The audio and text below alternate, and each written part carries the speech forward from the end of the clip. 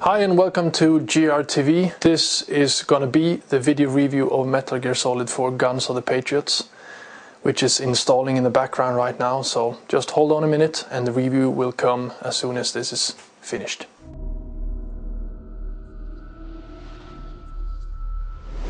Guns of the Patriots is the fourth game in the Metal Gear series, and it is the final Metal Gear game for producer and creative director Hideo Kojima. And in this game, he definitely ties up all the loose ends from all the prior games in the franchise, and he does it as big and as bold and as beautiful as he possibly can.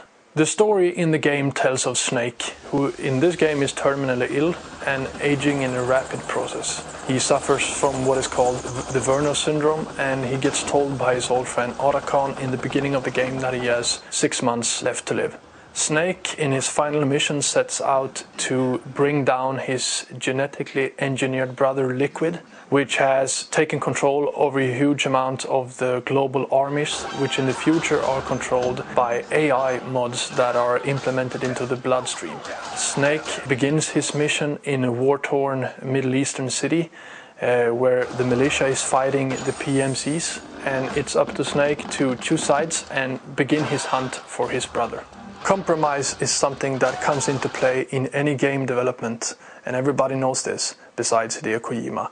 He refuses to compromise with his vision, which started over 10 years ago with the first Metal Gear Solid game for the PlayStation, and when he now finalizes this on the PlayStation 3, he is more uncompromising, bigger, more beautiful and bolder than ever before. This is a huge game, and even though it's not Hideo Kojima's masterpiece, it is the biggest Metal Gear Solid game yet, and bigger than almost any title out there.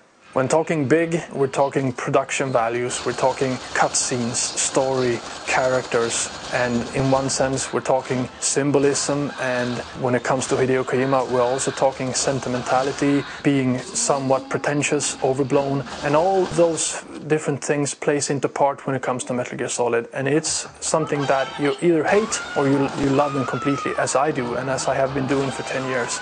There's no middle ground here.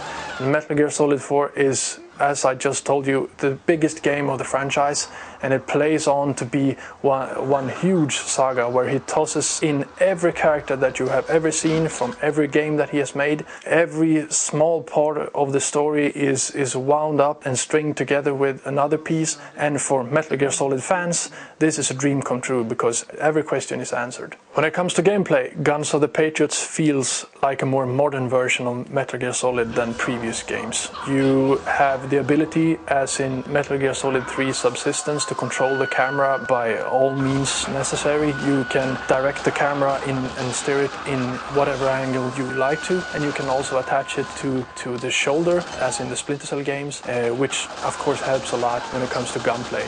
Gunplay is a big part of Guns of the Patriots because in comparison to the other games, the structure of this game is more open, and even though that the game is still linear and it's still controlled in a huge sense, you can definitely choose if you want to sneak or if you want to shoot.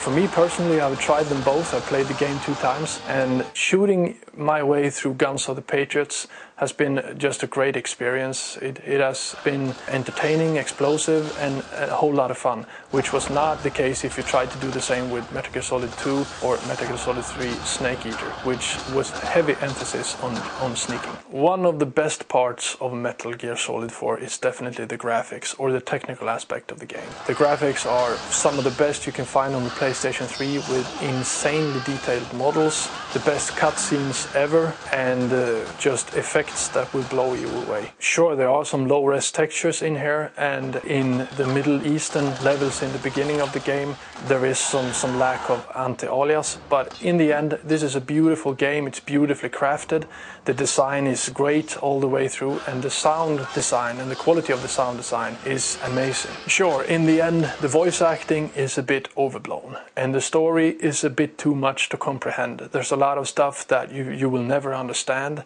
but you will never stop care for the characters in Metal Gear Solid 4, and that is the biggest achievement for Hideo Kojima this time. He makes everyone care about everybody.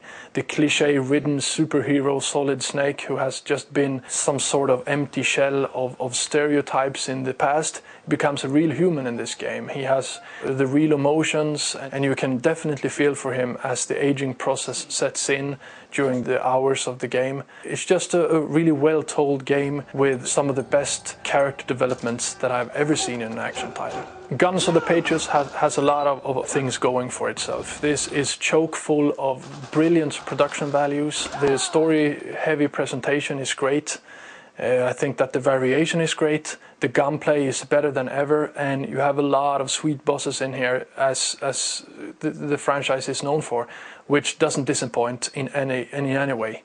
This is by far some of the best stuff that you can find on the PlayStation 3, and if not the best Metal Gear Solid game, it's definitely the biggest one.